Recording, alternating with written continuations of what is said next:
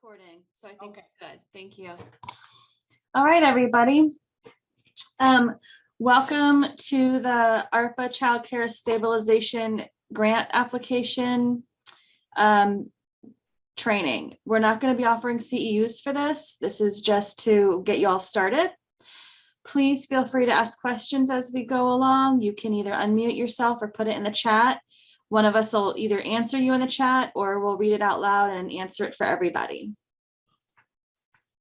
So, what is the Child Care Stabilization Grant? So this is Florida's way to help you stabilize your center, to support you in making strategic investments in your center and programs, and to reward high quality childcares, as well as childcares that participate in the school readiness program. So this is a new grant.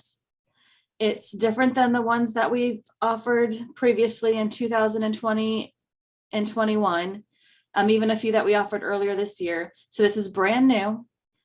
So if you've applied for grants before in the past and you got them, you can still apply for this one because it's a different pot of money.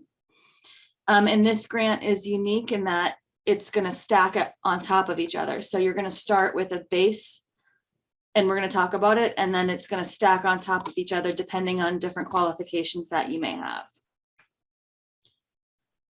So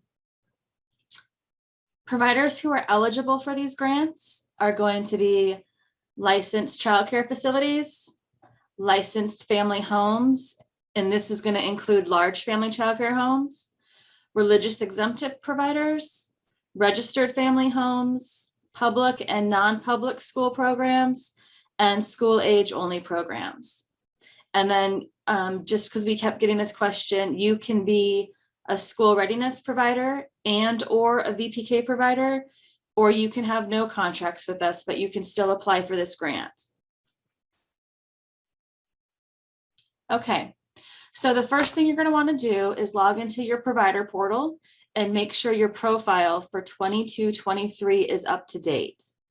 If you have questions on how to do that, you can contact your early childhood specialist, or you could contact me or Janelli and we can help you to get your profile set up. After you set up your profile, tomorrow on the 4th, not today, if you go in today, you're not going to see it, but tomorrow there will be a link for you to apply online through your profile. So we're going to walk you through it in just a little bit, but it's not going to show up today. So today just kind of spend getting your new profile updated, and then tomorrow you can go in and do the application when it goes live. So starting tomorrow, and the last day to apply is going to be June 15th.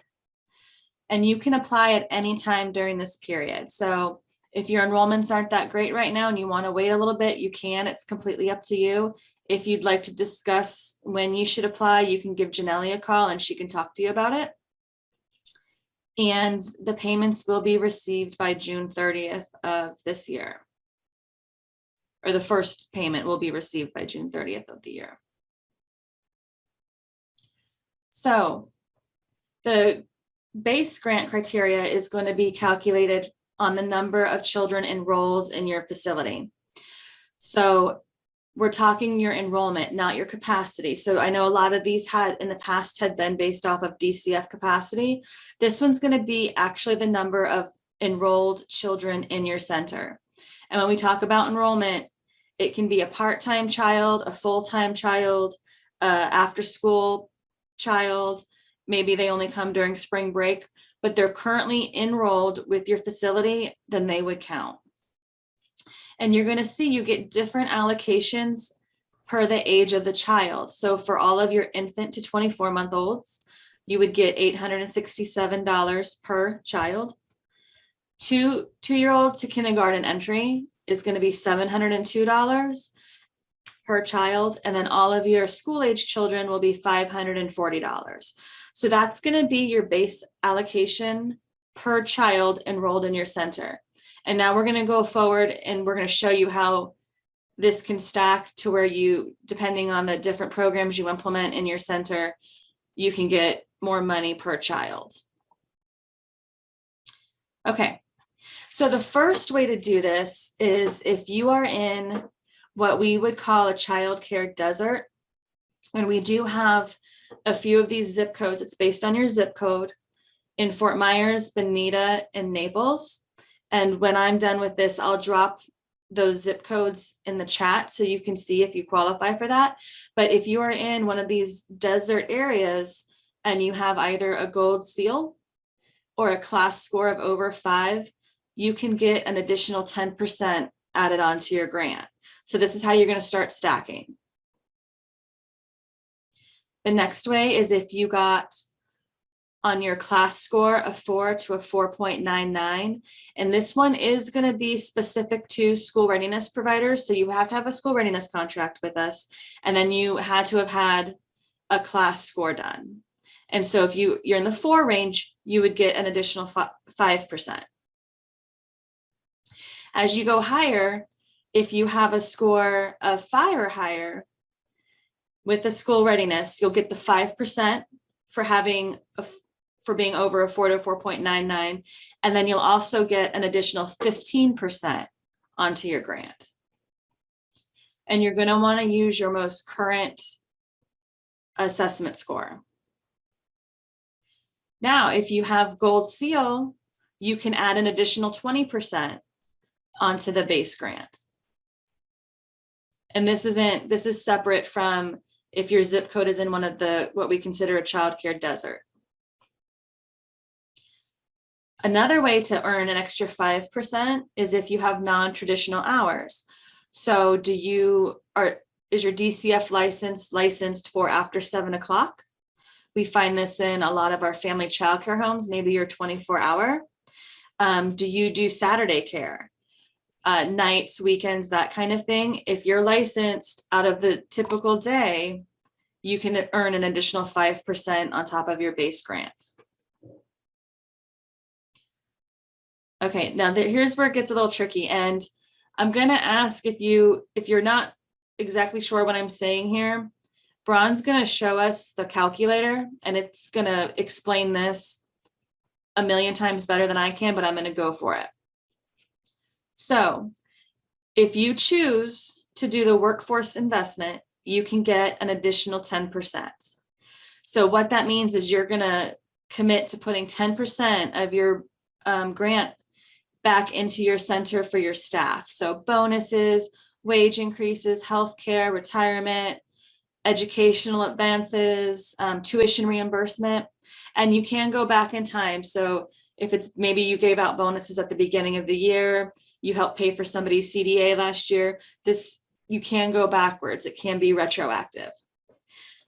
But once you get that extra 10%, if you agree to this, you have to remember to put that 25% back into your center.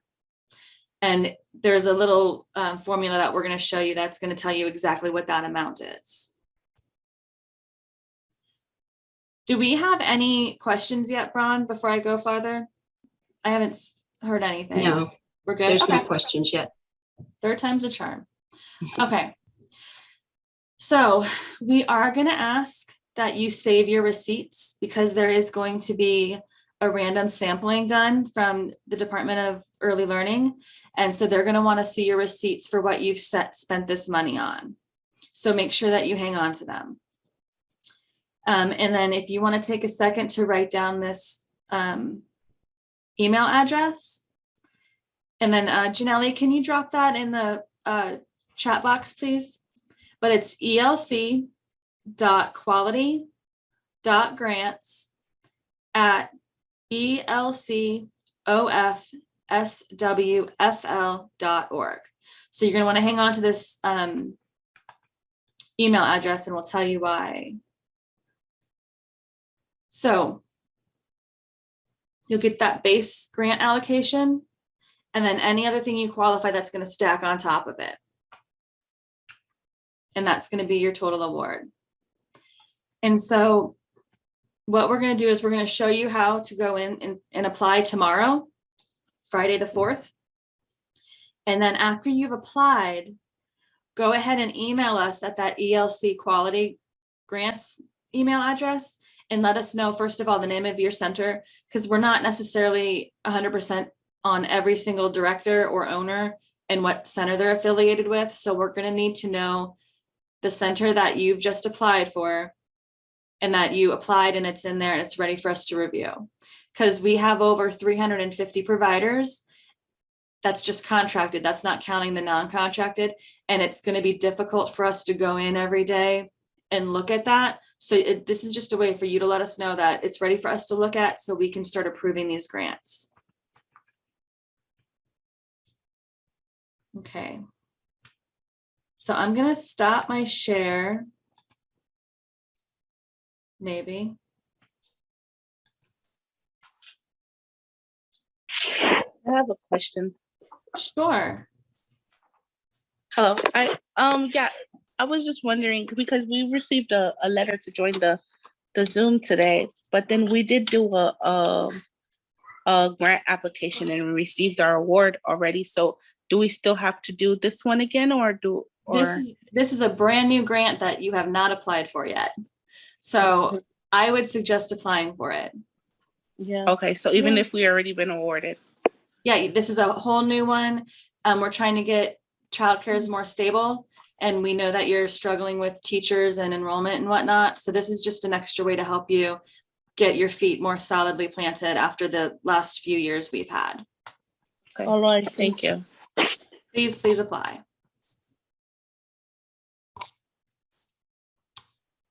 What documentation is needed for proof of enrollment? For proof of enrollment, I guess it would just be if you do ProCare or you just sign something saying that that's your enrollment. I haven't really, no one's asked that yet. Okay, Bron, would you like to go through that now? I will mute myself. This is my testing portal that I have up. Whenever they put new stuff out, I have to go in and test it and make sure everything's working. So yours will look very similar to this without the red lettering on top. But when you get in your portal tomorrow, you're going to log on. And when you log on, it should give you a pop-up right away as soon as your homepage comes up. Let's see how long it will take here.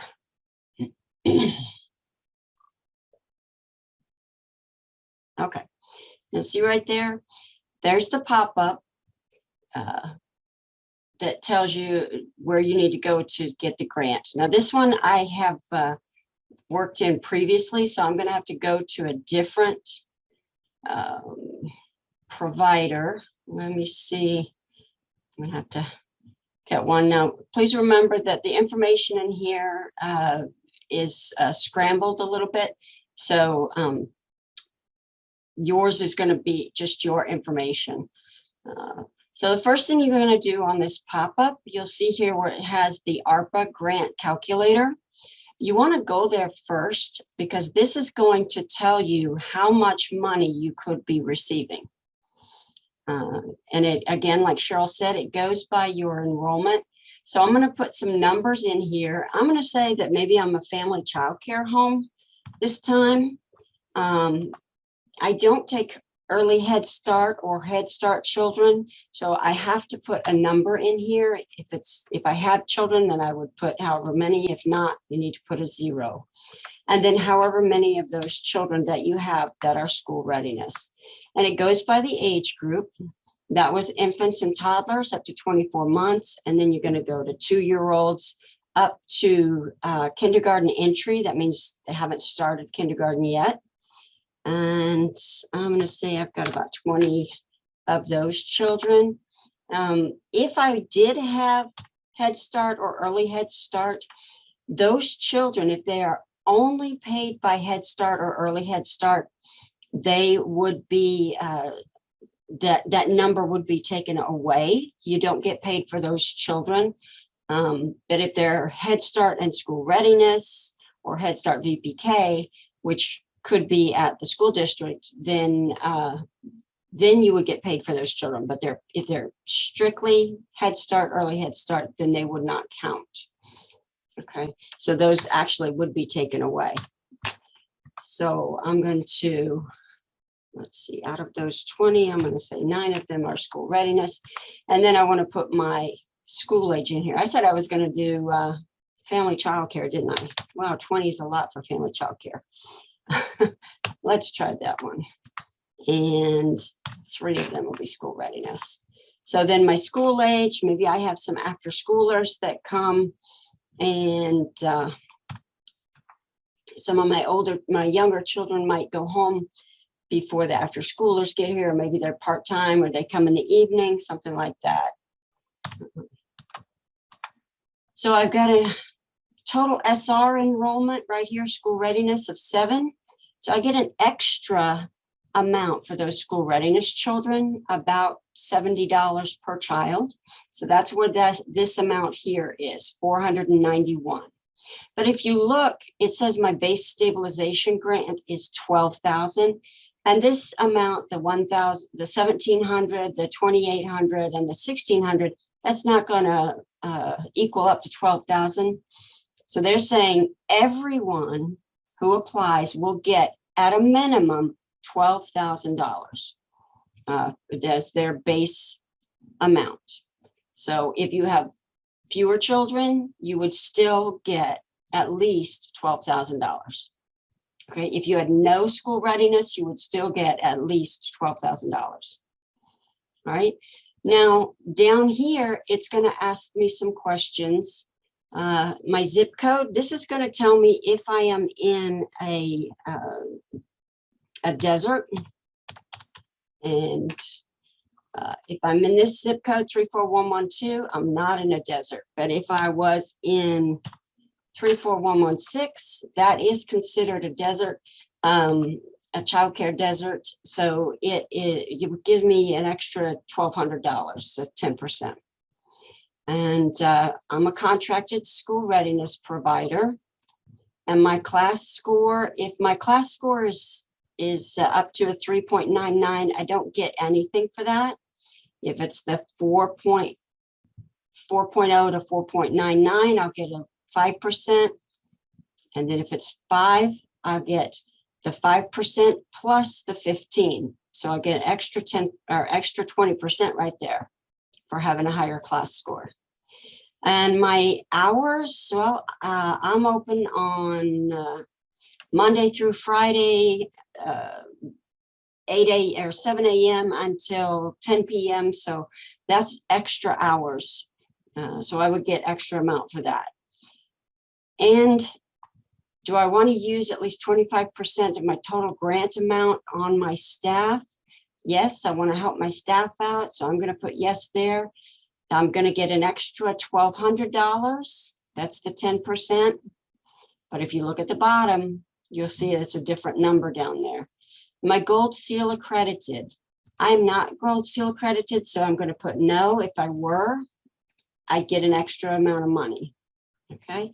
Now this is going to tell me my stabilization, the supplemental subtotal, and then my total here of $19,800. That's how much money I would be getting. And since I said yes, I'm going to use at least 25% of my money on my staff. Number 3 down here, it's going to tell me exactly how much money I would need to spend on my staff for the workforce initiatives. So 25% of my $19,000 is going to be $4,950 that has to be spent on my staff. If I said no to that, then there wouldn't be anything here. But this calculator is very helpful. And when I do it, I can keep it up here so that I can see it. I can come back and write those numbers down so I know exactly how much money I'm going to need to save or put to my staff. Now I'm going to go into my application. Now these numbers are going to be very different because I'm just pulling numbers out of the hat. But to get to the grant, I can either go here to where it says proceed to grant, or if I need to do my attendance, I can close this screen right here, this little pop-up, And if I need to come back later, if I close it, I can still get to the grant by going over here under Common Tasks, ARPA Stabilization Subgrant Application. And that will take me right to my application. So I'm going to click on that. Now, when Cheryl said that you need to make sure that your profile is up to date, all of the information is going to be pulled from there. So you want to make sure that everything's correct. All right. So when you go in, all this information needs to be correct. If it's not, you've got to go back and redo your profile and get it up to date. So this is actually a licensed center. If you're a licensed family childcare home, if you are a registered family childcare home, you're going to do licensed exempt, or if you're licensed exempt center. And if you're not sure, these little blue circles with the I in them will give you the information that you need. Okay, so I'm going to check, make sure everything's correct on here, go through. Now I'm going to come down here to the owner, operator, director, race, ethnicity, and gender. Now this one, if you are working for a large corporation that has several different centers, they want to know of the director on site. Okay, if you don't feel comfortable, just click prefer not to answer. That's perfectly fine. Okay, so I'm going to do that, or you can put your race, ethnicity, and your gender.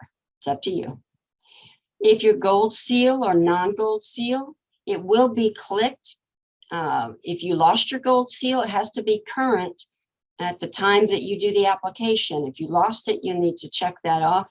But if it's current, go ahead and click gold seal. My class composite score. If you're an exempt center or registered home, you're going to click exempt. If you are not registered, if you're not contracted with the coalition, you're going to click none. Okay, you want to put in whatever your class score was. All right, and then make sure that the hours here add up like what you put on your profile, what your actual hours are, and days of the week. Now, down here in section 2, what type of program do you operate? You can put any that you need to in here, as many as you need to. If you're a child care center, your school readiness and VPK, click all of those. If you do Head Start, click Head Start. If you're not sure, you would know if you were Head Start. So if you're not sure, then you're probably not Head Start.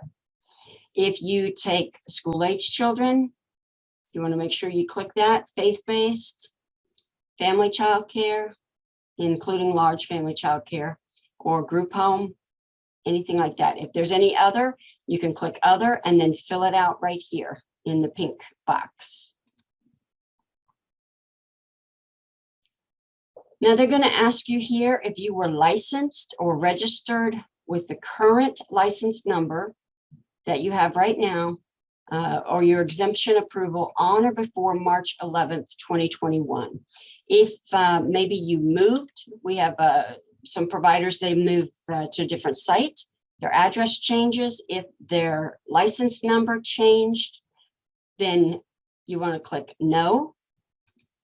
However, you can come down here and answer if you're up to date and current with the Child Care Development Fund, DCF health and safety requirements, and have the background screening checks. Then you would click yes. You have to do something in both of these, even though it says or. Even though it says or, you need to have something checked on both of these, because it's not going to let you submit if both of them are not checked. And I'm going to leave that blank because I want to show you how it does that. The current status of your program, if you're open right now, or when you fill out the application, you want to make sure you check that. If maybe you're temporarily closed, maybe you had COVID and you had to close for 2 weeks, or financially you were not able to keep staff, so you closed for a month or something, you want to click temporarily closed. You plan on opening up again, put your reasoning here.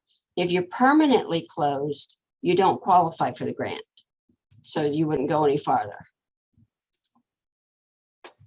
So I'm going to click open and completed the current fiscal year resource and referral profile. That's your provider profile in the portal. And yes, I completed, I did the 22-23 and I submitted it.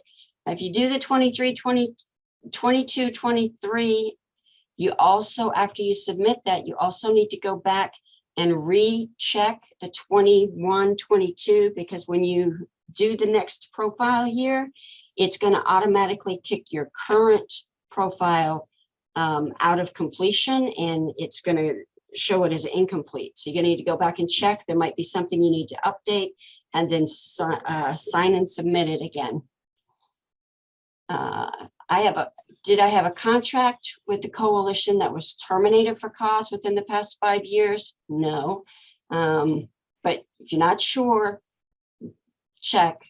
You would know if you had a contract terminated.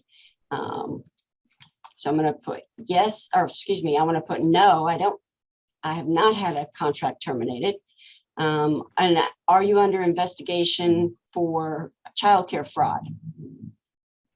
We don't want that, so make sure you put no. Have you submitted your W-9 and direct deposit forms? We're asking for new W-9s this year. So if you have not already submitted a new one, click no. Make sure that you get that done. You can put it in the document library on the provider portal. It's one of those tabs up at the top.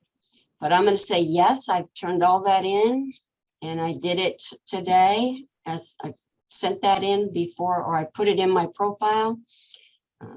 So I'm going to click the date. If you did it sometime this year, make sure you click that date. Yes. Somebody say something? I think it was an accident. Okay. If I'm going too fast, please ask me to slow down or ask questions. All right, so now I have to do my capacity. This is what's already listed on my profile. Make sure that it's correct, and then you're going to put your actual capacity, just like we did in the calculator. Your infants and toddlers up to 24 months. At this site, they can take up to 12. So I'm going to say we've got 12, and none of them are early Head Start. And 4 of them are school readiness. I don't know for sure. I'm just plugging numbers in. Children aged 2 to 5 before kindergarten. 22. And 3 of them are early Head Start. I don't know that they are or not, but I'm just pretending. And I'm going to say 15 children are school readiness. Of the school age, I've got 50 school age children, and 12 of them are school readiness. Okay. Now this is your current enrollment as of the day that you do the application. All right. Do offer childcare services during hours outside of typical full-time work days. Think of a full-time work day as for parents, kind of like 8 to 5 type of thing, or 9 to 6, something like that. If you're open later than 7 o'clock, you would say yes. If you're open on the weekends, you would say yes. This provider is open only until 6 or 6:30, I believe. So I'm going to say no, I'm not open those extra hours. Then they want to know your expenses. All right. I'm just plugging numbers in here. I'm sure they're not correct what your real payroll or expenses would be, but I'm just making it a little easier to go through.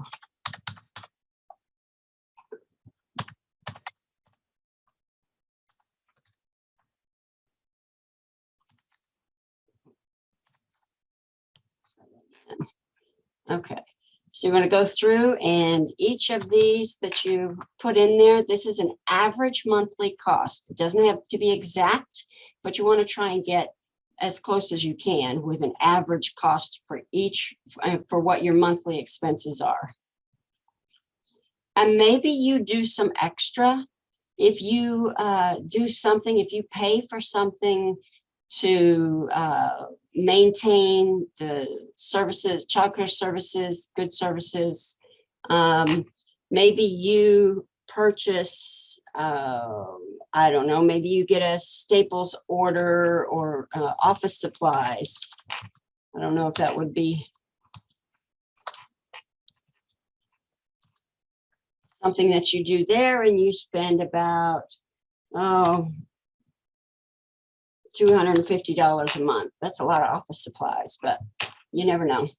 And maybe you do something special for your children or your staff. Maybe you have someone come in to help them cope with stress. You have a yoga instructor that comes in, and you pay that person $100. $100 a week. That'd be about $400 a month. So this is what your average monthly cost would be. This is not the amount of money that you will receive for the grant. This is just an average month of what you pay out. In section 5, they want to know, what might you use these funds for? Now, I said, yes, I was going to spend some money on my staff. So I wanted to make sure that I put the personnel costs, that category.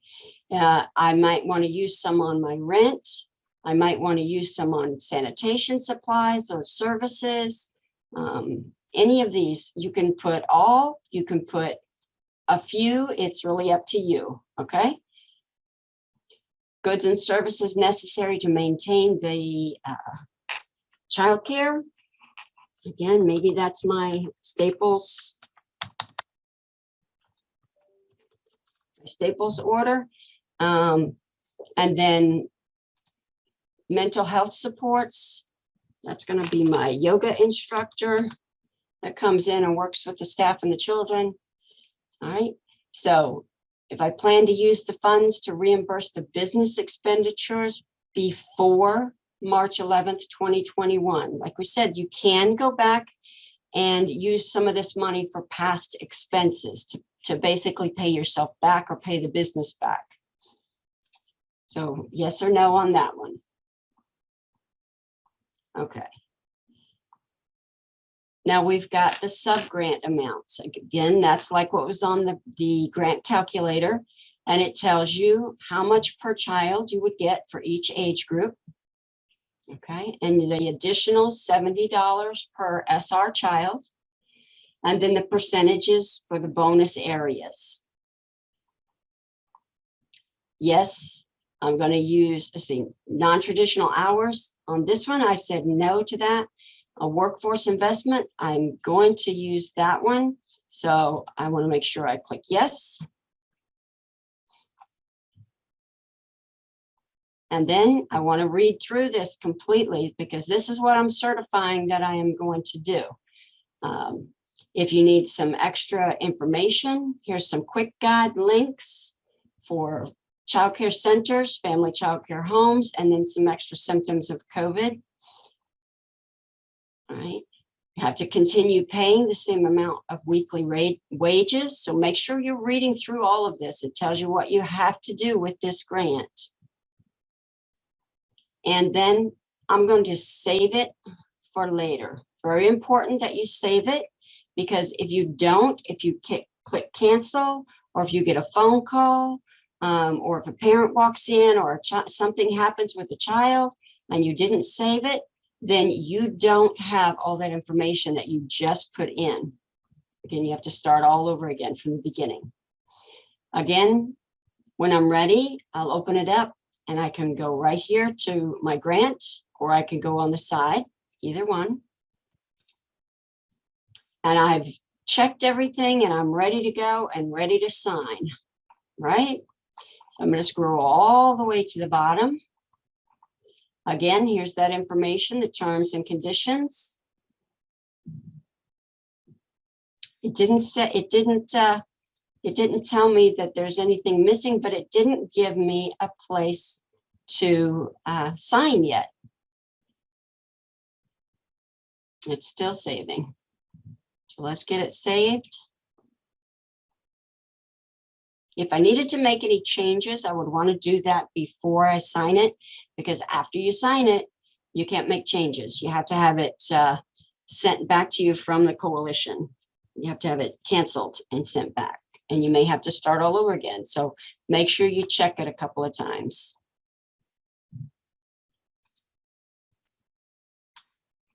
It doesn't want to say, okay, come on.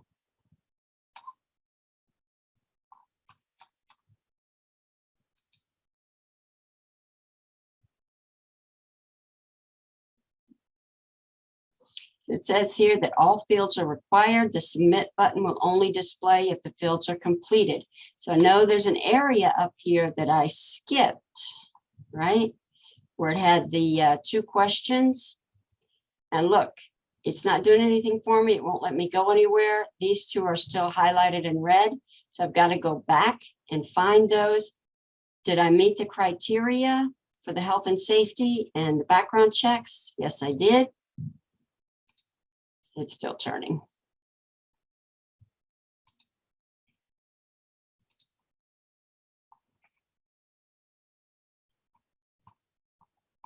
Okay. So I'm going to update that. Go back through. I'll have to save it again. Oh, no, I didn't have to. Everything was completed. So now I got the authorization page. I can sign it. Put my information in, my name, full name, the same way that it is on the on my profile on my portal, and then I check the box to certify for electronic signature, and then submit. Once you submit, you can't go back in and make changes. If you need to, you can check it. You can print it out, but everything is grayed out, so you can't make any changes in here. Okay, so you want to make sure that you've got everything done. Send it to the coalition, and then what are you going to do next? You're going to send an email. You're going to send an email and say, I've completed my grant application. My name is, and I'm at this childcare provider, and I'm ready to go. Okay, so make sure that you do all of that. If you have questions about it, you can contact us, and we can help you through the process. We have 3 people that are going to be working on this. Janelle's, Sharon, and Brenda are all going to be helping with this. So please, if you have questions, send an email to that ELC grants email page, and we'll be able to get back in touch with you if you have any problems. Any questions? I don't see any new ones in the chat room. Yeah. See, Eva Lise caught me. She said that it wouldn't let me go on because I forgot to check that box.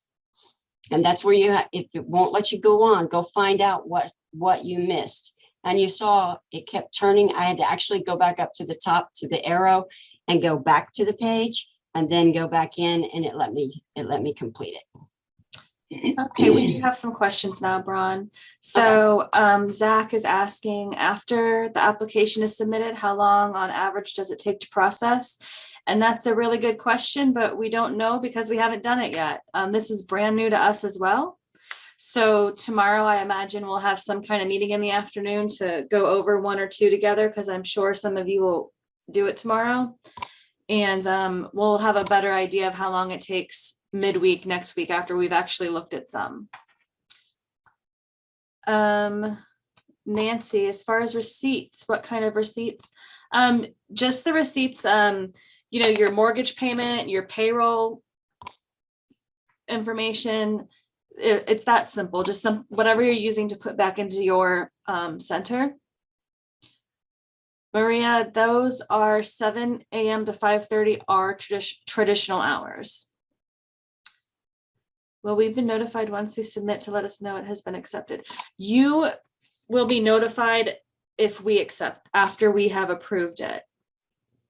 What we'll do is we'll reply to that email you send us saying we've reviewed it and either we rejected it for this reason, or we need you to review a few things, or we have approved it. So we will let you know. There's a question here about taxes or about is this grant is taxable? And yes, it is. It is. Okay, Blanca. Yeah, Blanca, after we review the applications, if there's an issue, we will let you know what it is so you can have a chance to fix it. Jackie, for the 21-22 profiles, when you go in to create your new 22-23 for next year and you submit it, what it'll do sometimes is kick the old profile into incomplete. So you would just go into you would just toggle and change it to the last year, or actually it'd be this current year, and resubmit it.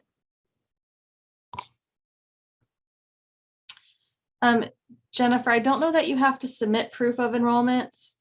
We are going to be looking at it. One of our frequently asked questions that I saw for the coalition was that we need to look to at least make sure it makes sense. So we do know that, with part-time and after school and this and that, you might have enrolled more than the capacity. But if you tell us you have 150 kids more than you have the capacity for, we're going to come back and probably ask you a few questions. School readiness is a program that we offer here where we help parents who need help with, it's basically subsidized childcare. And so we pay for a portion of the child's day. And so you would have a contract with us and you would know if you were contracted with us. I don't know the answer to this question, Braun. I don't know if Leona might. When you say it's taxable, do you mean we have to report it as income, or do we just pay employee taxes? I think it's income. Income. Yeah. Yeah. Well, for the business. Yeah. Right. For your business. After school children do not have to be under ELC funding, Blanca. So I know you have a pretty robust program there for your after school kiddos. So they don't have to be strictly SR.